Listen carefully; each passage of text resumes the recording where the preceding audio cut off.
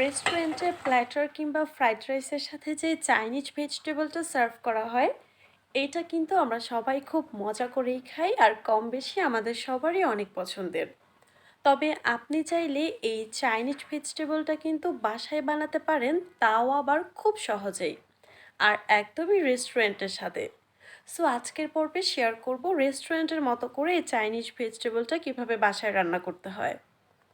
Chinese সবজিটা রান্নার জন্য প্রথমে চুলায় একটা পাত্র বসিয়ে তাতে অল্প পরিমাণে রেগুলার রান্নার সয়াবিন তেল দিয়ে দিলাম। এইবার এই তেলের মধ্যে একটা ডিম ছেড়ে দিচ্ছি আর ডিমটা একদমই ঝুরি ঝুরি করে ভেজে তুলে নিব।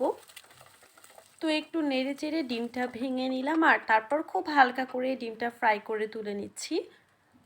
চাইনিজ ভেজিটেবল রান্না শুরু করার আগেই ডিমের এই প্রসেসটা কমপ্লিট করে নেবেন। ডিম তুলে নিয়ে এবার এই একই পাত্রে ভেজিটেবল রান্নাটা শুরু করব। তো প্রথমে এখানে পর্যাপ্ত পরিমাণের রেগুলার রান্নার সয়াবিন তেল দিয়ে দিলাম।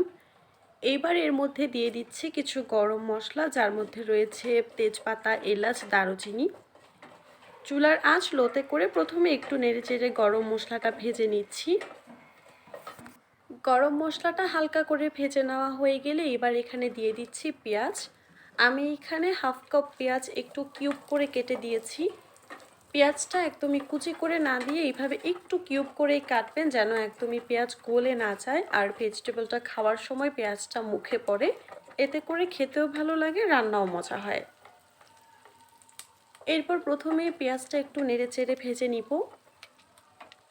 গরম মশলার সাথে নেড়েচেড়ে পেঁয়াজটা ভেজে নেওয়া হয়ে গেলে এবার এখানে সবজিগুলো দিয়ে দিব।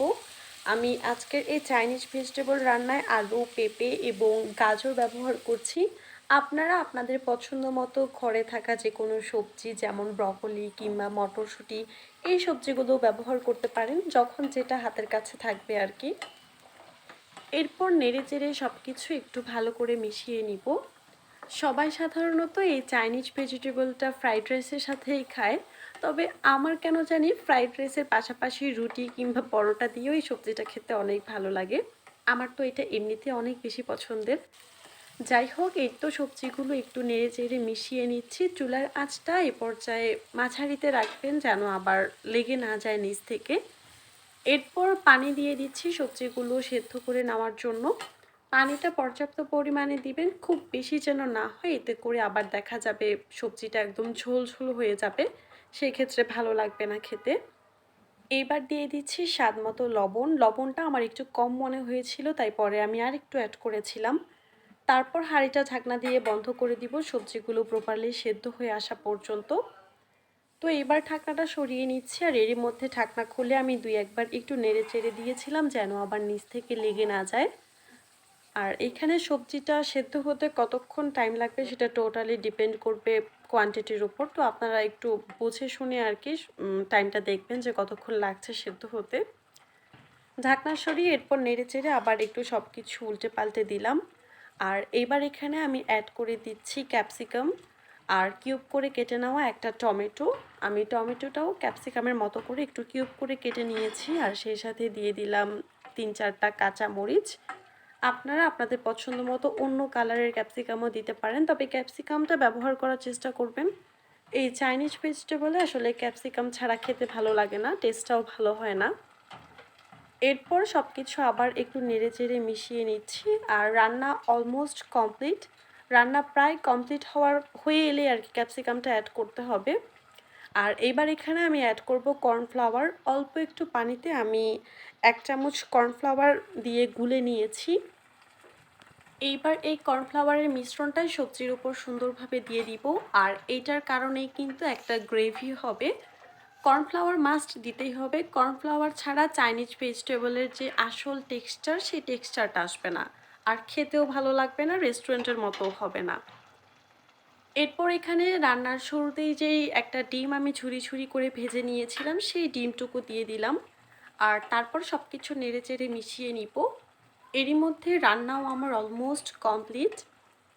ক্যাপসিকামটা রান্না প্রায় হয়ে এলেই দিতে হবে, কারণ নয়তোবা দেখা যাবে ক্যাপসিকাম খুব বেশি সেদ্ধ হয়ে যাবে, সেই ক্ষেত্রে ভালো লাগবে না খেতে। ভেজিটেবলের টেস্ট ব্যালেন্স করার জন্য দিয়ে দিলাম অল্প পরিমাণে চিনি আর দিয়ে দিচ্ছি 1 চিমটি টেস্টিং সল্ট। টেস্টিং সল্টটা আসলে একটু দিতে হয়, দিলে দেখা যায় টেস্টটা ভালো হয়। তাছাড়া রেস্টুরেন্টেও কিন্তু এই টেস্টিং সল্ট ব্যবহার করা হয়। তবে আপনাদের যদি একান্ত ইচ্ছে হয় যে না আমরা টেস্টিং সল্ট দিব না, তাহলে স্কিপ করতে পারেন। আর এরপর এখানে দিয়ে দিচ্ছি আমার সবচেয়ে ফেভারিট ঘি। ঘি ছাড়া কেন জানি এটার আসল টেস্টটাই পাওয়া যায় না। তবে হাতের কাছে ঘি না থাকলে সেই ক্ষেত্রে স্কিপ করতে পারেন, কিন্তু ঘি দিলে সুন্দর একটা স্মেল আসে, খেতেও ভালো লাগে। এই তো ব্যাস সব কিছু দেওয়া শেষ, আমার রান্নাও কমপ্লিট। এবার জাস্ট নেড়ে চেড়ে সবজিটা নামিয়ে সার্ভ করার পালা। আর খুব বেশি চুলায় রাখবো না, এতে করে আবার দেখা যাবে একদমই মাখা মাখা হয়ে যাবে। তো এইরকম টেক্সচারে যখন থাকবে, গ্রেভিটাও যখন এইরকম একটা থিকনেসে থাকবে, তখনই সবজিটা নামিয়ে নিতে হবে। এই তো ব্যাস, এইবার জাস্ট সবজিটা নামিয়ে আমি একটা ডিশে সার্ভ করে নিচ্ছি। আর লাঞ্চে এই সবজির সাথে আমি সার্ভ করেছিলাম প্লেন পোলাও এবং চিকেন রোস্ট, যেটা আমি আমার গতকালকের ভিডিওতে আপনাদের সাথে শেয়ার করেছি। আর চিকেন রোস্ট রান্নার রেসিপিটাও ইনশাল্লাহ আপনাদের সাথে শেয়ার করব। সো আই হোপ আমার আজকের ভিডিও আপনাদের ভালো লেগেছে, বাসায় ট্রাই করে দেখতে পারেন। আই থিঙ্ক ভালো হবে। আর ভিডিওটা ভালো লাগলে একটা লাইক দিয়ে পেজটা ফলো করতে ভুলবেন না। তো আজকের মতো এখানেই বিদায় নিচ্ছি। সবাই ভালো থাকবেন, সুস্থ থাকবেন। Thank you for watching my video. আল্লাহ হাফেজ।